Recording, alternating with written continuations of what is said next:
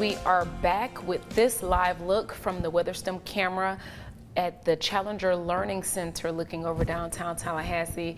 And boy, those clouds, it's like they just keep gathering and gathering and gathering up and getting darker and darker, Rob. My goodness.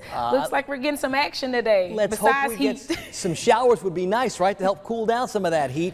The radar picture is going to be real interesting this afternoon. It's been one of those afternoons where I think I'm watching it real carefully as we go through the day and things are getting increasingly more hot and increasingly more humid. Boy, can you ever feel that air when you step outside.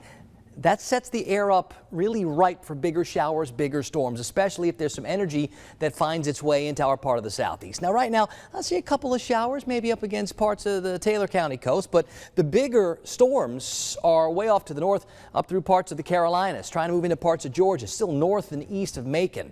We'll watch and see if this energy can move more south into our area, and maybe that can generate some showers and storms for us. One of the things I'm a little concerned about is when the air is this unstable, so hot, so humid.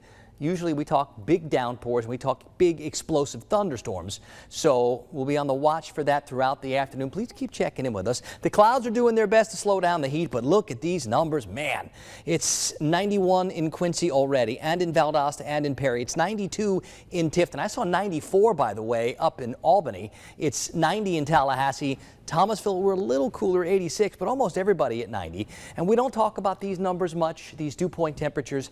These are how we measure how much moisture's in the air. You get a dew point between 70 and 75, and that's kind of sort of normal, middle of summer, icky, sticky, gross outside for us.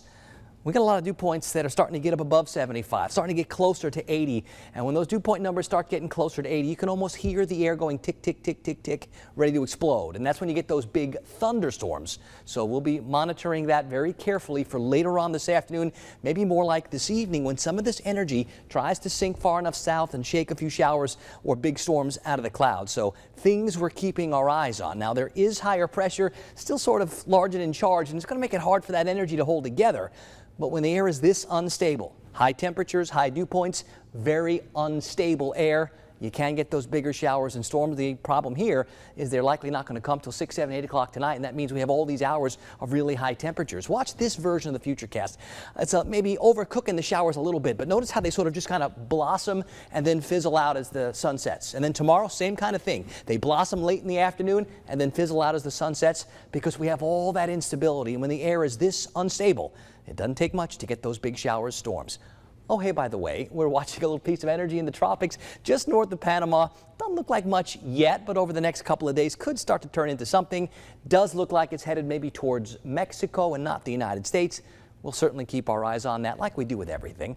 Winds on the Gulf today out of the west 8 to 16, seas 1 to 3 feet. We'll put a little light chop in the protected waters.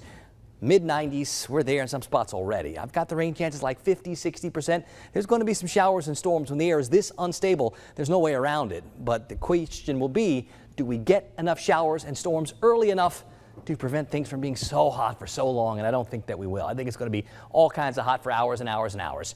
Here's the quick glance, the 3-day forecast. Look at all those mid to upper 90s for highs. The overnight temperatures mid 70s. That is middle of summer kind of stuff. Summer doesn't even start until next week, guys.